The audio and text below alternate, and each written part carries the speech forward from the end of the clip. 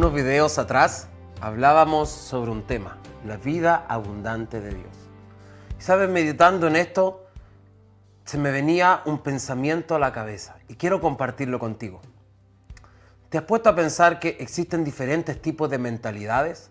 Por ejemplo, tenemos la mentalidad de ganador o tenemos la mentalidad de derrotado. Tenemos la mentalidad de alguien que tiene mucho dinero o la mentalidad de alguien que vive en pobreza, por ejemplo. Tenemos la mentalidad de alguien sano como la mentalidad de alguien enfermo, ¿sí? Quizás, por ejemplo, hay una persona que no tiene ninguna enfermedad, pero tiene una mentalidad que está constantemente sintiendo síntomas y dice, hoy quizás tenga tal enfermedad o tenga esta otra. Junto con eso existen mentalidades, por ejemplo, que están asociadas a lo eterno de Dios y existen mentalidades que están asociadas a lo terrenal.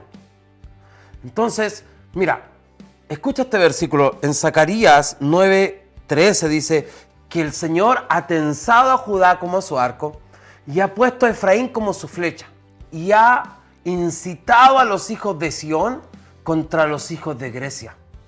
Y hay una mentalidad que hoy quiero compartir contigo y que podamos analizarla juntos. Es la mentalidad griega versus la mentalidad de eternidad versus la mentalidad de lo que Dios es y se manifiesta a través de nuestra vida y lo que Él quiere hacer. ¿Qué es la mentalidad griega? La mentalidad griega es esa que separa lo que es espiritual de lo que es natural. Por ejemplo, podemos decir, tengo un trabajo secular o tengo un trabajo espiritual, como por ejemplo ser pastor o cumplir alguna función dentro de una congregación. Eso es espiritual, pero el ir a mi trabajo, por ejemplo, siendo chofer o siendo cajero, eso es un trabajo terrenal o secular. Cuando la verdad es esta, todo lo que somos es espiritual. Por eso la palabra del Señor dice que en Él estamos, en Él vivimos, en Él somos, en Él nos movemos. Todo lo que hacemos está en Él. Si no estuviésemos en Él, quiere decir que estamos fuera de Cristo. Y si estamos fuera de Cristo, no somos su cuerpo. Entonces, estamos viviendo hoy un tiempo de expansión. La iglesia ha entrado en un tiempo de expansión donde Dios quiere expandirte, donde Dios quiere llevarte a nuevos niveles y desafíos. Y podemos tomar esa palabra desde esa mentalidad griega, por ejemplo, diciendo que Dios quiere multiplicar tus dones, tus talentos, tu revelación, tu unción.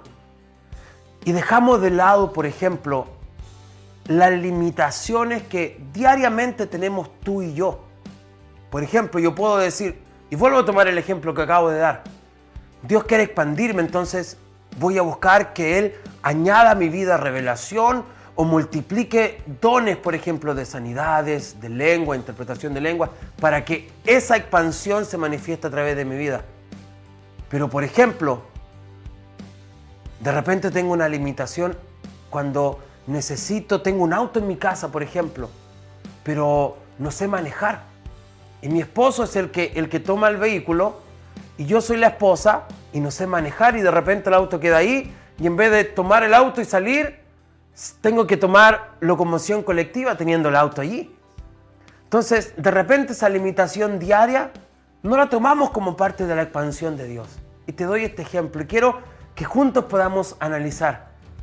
Ok, Dios nos está llamando a expandirnos. ¿Qué áreas de tu vida, esas que de repente parecen cotidianas, que te acostumbraste a esa limitación, Dios necesita expandirte para un nuevo tiempo? De repente decimos, Dios quiere llevarnos a otras naciones, pero no sabemos hablar inglés o no sabemos hablar otros idiomas. Entonces, la primera expansión que Dios quiere trabajar en tu vida son aquellas cosas que de repente a tus ojos no las ves porque ya se han hecho parte de ti.